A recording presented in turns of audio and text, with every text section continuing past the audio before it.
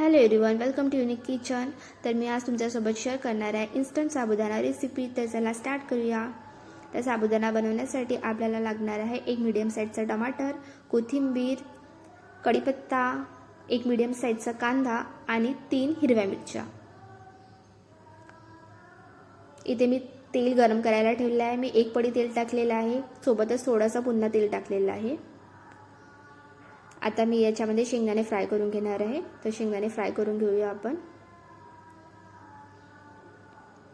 शेंगदाणे आपल्याला चांगले कडक होतपर्यंत फ्राय करायचे आहे, जोपर्यंत त्याचा कलर चेंज होत नाही तोपर्यंत। तर आपले शेंगदाणे फ्राय झाले आहे। आता आपण शेंगदाणे काढून घेऊया। आपल्याला शेंगदाण्यामध्येच फोडणी नाही द्यायची आहे, शेंगदाणे काढायचे आहे नंतर फोडणी द्यायचं आहे, कारण शेंगदाण्यामध्येच फोडणी दिली आपण तर शेंगदाणे नरम होत असतात म्हणून। तर आपण आता फोडणी देऊया। आपण इथे कांदा टाकणार आहोत। आता कांदा फ्राय होऊ देऊ, सोबतच आपण इथे मिरची पण टाकणार आहोत। आता तर मी मिरची टाकत आहे। आता आपल्याला कांदा मिरची व्यवस्थित फ्राय होऊ द्यायची आहे। कांदा आणि मिरची व्यवस्थित फ्राय झाल्यानंतरच आपल्याला टोमॅटो याच्यामध्ये टाकायचं आहे। तर कढीपत्ता पण टाकला आहे मी याच्यामध्ये। आता आपण याच्यामध्ये टमाटर टाकून घेऊ। तर मी इथे टमाटर टाकत आहे। आता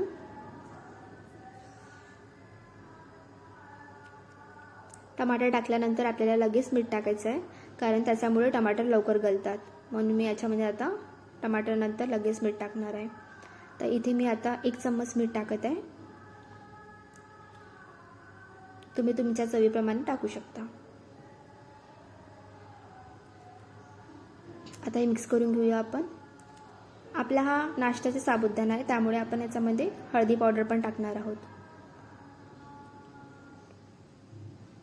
आता याच्यामध्ये मी हळदी पावडर टाकत आहे। अर्धा चम्मचपेक्षा थोडासा कमी हळदी पावडर मी याच्यामध्ये टाकलेला आहे, म्हणजे अर्धा चम्मचपेक्षा कमी हळदी पावडर टाकला आहे मी याच्यामध्ये। आता आपण याला मिक्स करून घेऊया व्यवस्थित, आणि याला ह्या फोडणीला आपल्याला आता शिजू द्यायचं आहे। जोपर्यंत आपल्या फोडणीला तेल सुटत नाही तोपर्यंत आपण शिजू देऊया, आणि टमाटर पण बरोबर बारीक झाले पाहिजे।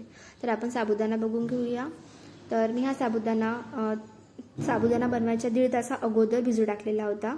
2 पाण्याने व्यवस्थित धुतला आणि नंतर साबुदाणा बुडेल एवढाच पाणी टाकला आणि 1.5 तास मी भिजू ठेवला। 1.5 तासानंतरच मी साबुदाणा बनवायला घेतला। तर आपली फोडणी रेडी झालेली आहे। आपण आता याच्यामध्ये साबुदाणा ॲड करून घेऊया।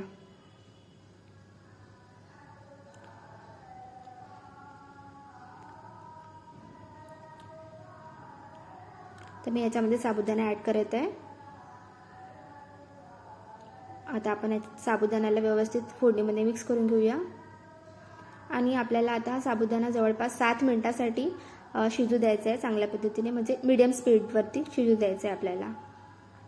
जोपर्यंत साबुदाण्याला तेल सुटणार नाही तोपर्यंत आपला साबुदाणा शिजू द्यायचा आहे, आणि आपल्याला बीचमध्ये याला खाली फिरवत राहायचं आहे कढईमध्ये, कारण ते बुडायला लागलं नाही पाहिजे म्हणून आपण फिरवत राहायचं आहे। तर आपण आता 7 मिनिटांपर्यंत याला फ्राय होऊ देऊ, शिजू देऊया व्यवस्थित। हा साबुदाणा आपण 1.5 तास अगोदर भिजू टाकलेला आहे, म्हणून हा मोकळा नाही होणार आहे। आपण जसं रात्रीला भिजू टाकल्यानंतर साबुदाणा होतो तसं, तर याची कन्सिस्टन्सी अशा पद्धतीचे होणार आहे। तर आपला साबुदाणा आता 7 मिनिटं झाल्यानंतर रेडी झालेला आहे। आपल्या साबुदाण्याला तेल सुटला तेव्हाच आपला साबुदाणा रेडी झाला, म्हणजे साबुदाण्याला तेल सुटला तेव्हाच तो रेडी होणार असं समजायचं। तर आपला साबुदाणा रेडी झालेला आहे। तर आता आपण याच्यावरती कोथिंबीर टाकून घेऊया। तर अशा पद्धतीने तुम्ही साबुदाणा बनवू शकता। जर तुम्ही रात्रीला साबुदाणा भिजवणे विसरला असेल तर तुम्ही सकाळी 1 ते 1.5 तास अगोदर साबुदाणा धुवून भिजू टाका, आणि नंतर तुम्ही लगेच बनवू शकता। तर हा खायला खूप चविष्ट वाटते, खूप टेस्टी वाटते, आणि तुम्ही बनवू शकता अशा पद्धतीचा साबुदाणा। तर आपला साबुदाणा रेडी आहे। ओके।